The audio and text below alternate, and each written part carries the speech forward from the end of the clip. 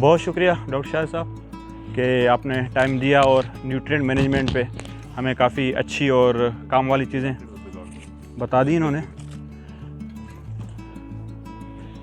हमारी खुशकिस्मती है कि हमारे साथ आज के इस फोरम पे, आज के इस प्रोग्राम में तारिक लगारी साहब, जो कि एक बनाना के अच्छे स्पेशलिस्ट जाने जाते हैं, वो भी हमारे इस प्रोग्राम में मौजूद हैं। इंशाल्लाह कोशिश करेंगे कि हम अब कुछ थोड़े से टाइम के लिए इनको भी हम जहमत देंगे, तो शक्कर मैनेजमेंट पे हम इनसे कुछ चीज़ें जो है वो लर्न करने की कोशिश करेंगे। इस वक्त दो चीज़ें हैं जिन पे मैं आप लोगों को कुछ चीज़ें अर्ज़ करना चाहूँगा।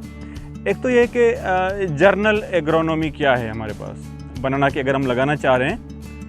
ये टॉपिक क्योंकि मोहम्मद आसिफ अली साहब का था, लेकिन वो किसी सबब की वजह से नहीं आ पाए, तो मैं कोशिश करूँगा कि इसको जितना समराइज़ तरीके से आप दोस्तों को पहुँचा सकूँ। उसके बाद मैं आ जाता हूँ अपने असल टॉपिक जो मेरा है प्लांट प्रोटेक्शन का, उसमें मैं कुछ चीज़ें आपकी खिदमत में अर्ज़ रखूँगा।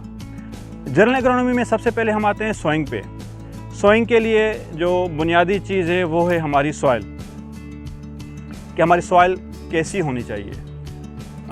हर क्रॉप के लिए हम कहते हैं कि यार हमारी सॉइल अच्छी हो, पीएच उसकी मुनासिब हो, ईसी उसकी जो है वो मुनासिब ईसी पे हो, यानी ये चीज़ हम आमतौर पे सब चीज़ें देख रहे होते हैं कि ये होनी चाहिए एक अच्छी क्रॉप के लिए, चाहे किसी भी क्रॉप में हम अच्छी यील्ड लेना चाहें। लेकिन जब स्पेसिफिकली बनाना पे आते हैं तो उसके लिए हमें कुछ एक्स्ट्रा चीज़ें चाहिए। मिसाल के तौर पे बनाना हमारा वो क्रॉप है जिसमें हमें बहुत ज़्यादा इरीगेशंस करनी पड़ती हैं। तो बहुत ज़्यादा इरीगेशंस करने के लिए हमें वो सॉइल चाहिए जिसमें ऑर्गेनिक मैटर ज़्यादा हो, बेहतर ऑर्गेनिक मैटर हो। ऑर्गेनिक मैटर ज़्यादा होगा तो जो इरीगेशंस हम उसको देंगे वो भी ज़ाहिर है हमें जो है वो कम देनी पड़ेंगी, बजाय इसके कि हमें बहुत ज़्यादा इरीगेशंस करनी पड़े। उसके लिए हमें अच्छे ऑर्गेनिक मैटर वाली अच्छी सॉइल चाहिए। 7.5 तक जो है उसकी हमें पीएच इसके जितना करीब हो उतना हमारे लिए जो है वो बेहतर है। इसी जितना 2 से 3 के दरमियान हो तो उतनी हमारे लिए ज़्यादा बेहतर है। इस टाइप की जो है हम सॉइल अपने लिए मुंतखब करेंगे। वेदर कंडीशंस बहुत ज़्यादा मैटर करती हैं बनाना क्रॉप में। ये हमारा कोस्टल बेल्ट का जो है वो क्रॉप है। जितना ज़्यादा समंदर से हम इसको करीब लगाएंगे उतनी ज़्यादा हम इसकी पैदावार ले सकते हैं। समंदर के करीब लगाने का क्या फ़ायदा है? 2 चीज़ें मैटर करती हैं। Number 1, temperature. 30 डिग्री सेंटीग्रेड के करीब करीब हमने बनाना की जो है वो प्रोडक्शन लेनी है अच्छी। 30 से कुछ डिग्री सेंटीग्रेड नीचे हो, कुछ ज़्यादा हो, वो बेस्ट हमारे लिए जो है वो टेम्परेचर है। अगर हमारे पास बहुत ज़्यादा टेम्परेचर बढ़ जाए, 40-50 से पहुंच जाए, वहाँ पे हम बनाना की अच्छी पैदावार नहीं ले पाएंगे। या टेम्परेचर हमारा बहुत कम हो जाए, 8, 10, 5 पे पहुंच जाए, वहाँ पे हम अच्छी पैदावार नहीं ले पाएंगे। हमारे पास जो कोस्टल एरियाज़ हैं वहाँ पे जो है वो टेम्परेचर इससे ज़्यादा जो है वो वेरी नहीं करता, 30 के करीब करीब रहता है। तो इसलिए हमें जो है वो 30 डिग्री सेंटीग्रेड के एरिया में ही जो है वो क्रॉप लगानी चाहिए। कोस्टल बेल्ट के करीब हो। हम देखते हैं जितना हम दूर जाते हैं, मिसाल के तौर पर हम हमारे पास जो बाउंड्री लाइन बनाई जाती है वो हाला की बनाई जाती है कि हाला से ज़्यादा हम जितना दूर जाएंगे उतना हमारे जो है क्रॉप्स की कंडीशन जो है वो हमारी ख़राब होती जाएंगी। हम सोइंग तो कर रहे हैं इसकी, नवाबशाह, नौशेरो, फेरोज़, पन्नो, आकिल और घोटकी तक हमारा ये क्रॉप पहुंच गया है। सोइंग तो हो रही है, उसकी क्रॉप भी लग रहा है, लेकिन वो अच्छी क्वालिटी का क्रॉप, वो अच्छी यील्ड जो है हमें वो नहीं मिल पा रहा है क्योंकि टेम्परेचर वेरी करता है। नंबर 1। Number 2, humidity. 60% इसके लिए हमें ह्यूमिडिटी चाहिए। अगर 60% ह्यूमिडिटी पे हम इसको लगाएंगे तो वो ज़ाहिर है हमें समंदर के करीब करीब मिलेगी। जितना हम दूर जाएंगे उतनी ह्यूमिडिटी हमारे लिए कम होती जाएगी। तो ये 2 चीज़ें मैटर करती हैं। 60% ह्यूमिडिटी चाहिए और 30 डिग्री सेंटीग्रेड हमें टेम्परेचर चाहिए, जहाँ पे हम इसकी अच्छी पैदावार ले सकते हैं। सोइंग हम साल में 2 टाइम्स इसकी सोइंग करते हैं। एक बहार में फेब एंड मार्च, और एक जो है हम सितंबर एंड अक्टूबर में इसकी सोइंग कर रहे होते हैं। ये हमारे पास जो मेन टाइम फ्रेम है। इन दोनों टाइम फ्रेम्स की जो अलग अलग चैलेंजेस हैं। जो हम बहार में सोइंग करेंगे फेब मार्च में, उसके बाद आहिस्ता आहिस्ता टेम्परेचर बढ़ना शुरू होता है। मार्च, अप्रैल, मई, जून में जो है ना टेम्परेचर बहुत बढ़ जाता है। जब टेम्परेचर बढ़ जाता है, अगर 40-50 से पहुंच गया, तो इतनी ऐसी बर्निंग होगी कि हमारा छोटा प्लांट जो है वो जल जाएगा। उसके अपने जो है वो चैलेंजेस हैं।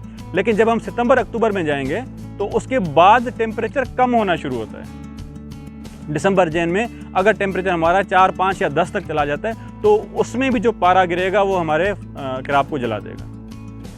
दोनों के अपने अपने चैलेंजेस हैं। इन दोनों चैलेंज से निपटने के अलग अलग तरीक़ेकार हैं कि हम किस तरीके से क्या करें कि हम अपने क्रॉप को हाई टेम्परेचर से बचा सकें, गर्मी से बचा सकें, और क्या करें कि जिसके ज़रिए हम अपने क्रॉप को सर्दी से या लो टेम्परेचर से बचा सकें। वो हमें उन चैलेंज पे अलग से जो हमें काम करने की ज़रूरत है। उसके बाद जो मेन चीज़ आती है वो हम कैसे सोइंग करें। सोइंग के लिए हमें पता है कि इसके जो सक्कर्स हैं, जिसको हम सिंधी में थुड़ कहते हैं, मेन तो सोइंग हमारे पास मोस्टली वही होती है। एक क्रॉप है जो हमने ख़त्म करना है, उसके थुड़ निकाले, शक्कर निकाले, वो जाके हमने दूसरी जगह पे सोइंग कर दी। एक मेन जो हमारा सोइंग का प्रोसीजर है सिंध में जो आमतौर पे चलता है वो यही चलता है।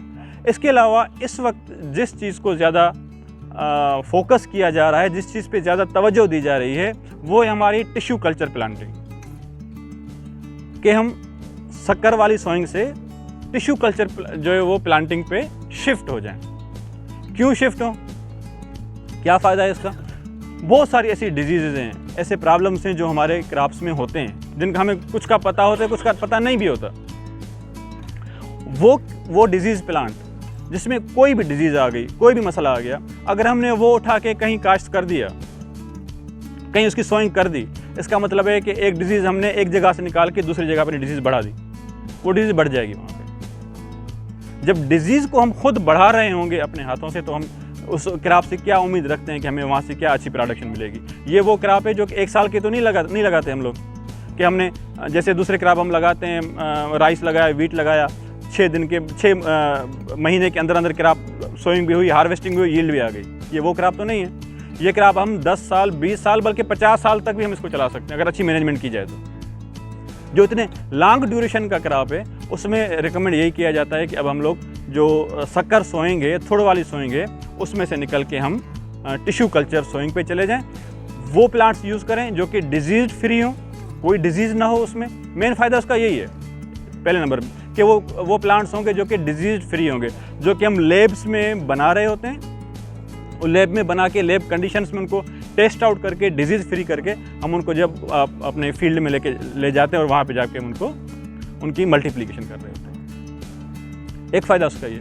दूसरा उसका फ़ायदा है कि उसकी ग्रोथ काफ़ी स्पीडी होती है, काफ़ी तेज़ ग्रोथ होती है उसकी। हम एक आम प्लांट जो कि हमने अगर फेब के महीने में एक शक्कर जाके लगाया है, ये शक्कर हो सकता है हमें जाके जो हार्वेस्टिंग पे फ्रूट देगा वो 15 महीने में दे, 16 महीने में दे, 13 महीने में दे सकता है।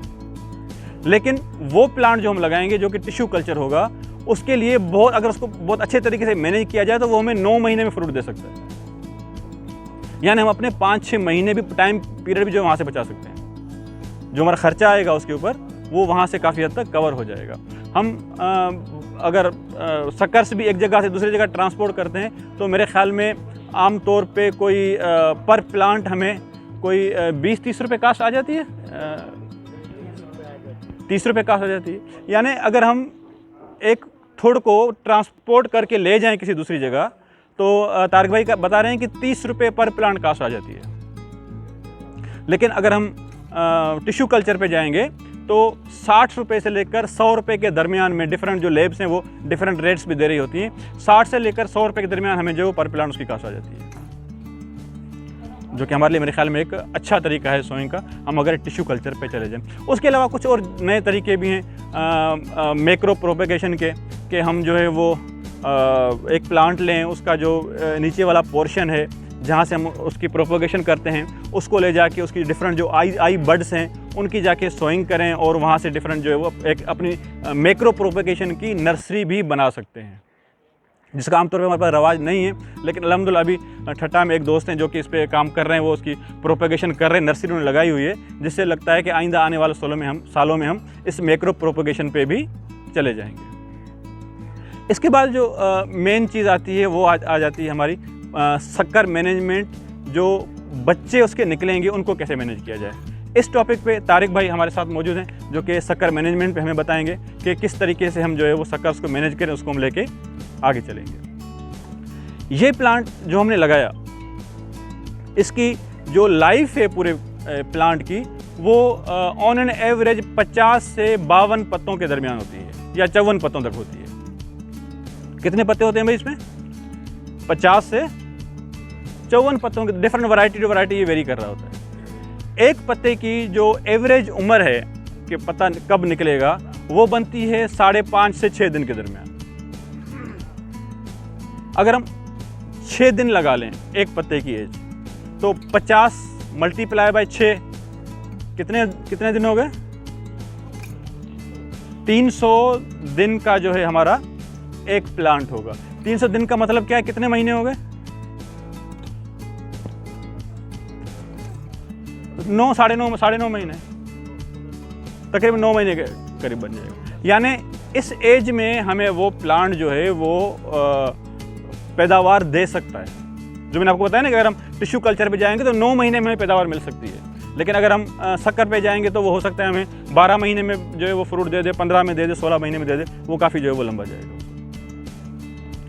यही प्लांट जो हमने सोइंग की है, जब ये 17 पत्ते तक पहुंचेगा, 17th लीव्स तक पहुंचेगा, तब तक इसकी सिर्फ जो है वो यंगर ग्रोथ होती है, वेजिटेटिव ग्रोथ होती है 17 लीव्स तक।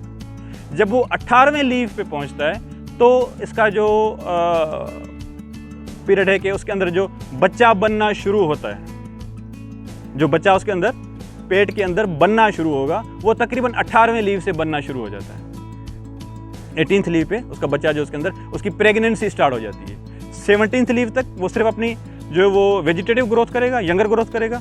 जब वो 18th लीव पे पहुंचेगा तो उसकी जो प्रेगनेंसी वहाँ से स्टार्ट हो जाएगी, उसके अंदर बच्चा बनना शुरू हो जाएगा, और ये जब बड़ा होगा तो ये जो है वो लूंगर की सूरत में हमें वो फ्रूट दे देगा। इसके अलावा और बहुत सारी चीज़ें हैं इसमें कि हम इसके लूंगर को कैसे मैनेज करें, इसके लूंगर की जो है वो प्रोटेक्शन कैसे करें, कैसे उसको बढ़ाएं। ये एक लंबी चीज़ हो जाएगी, हम कहीं और शायद निकल जाएंगे। इसलिए मैं इस एग्रोनॉमी को फ़िलहाल यहाँ पे ब्रेक करता हूँ।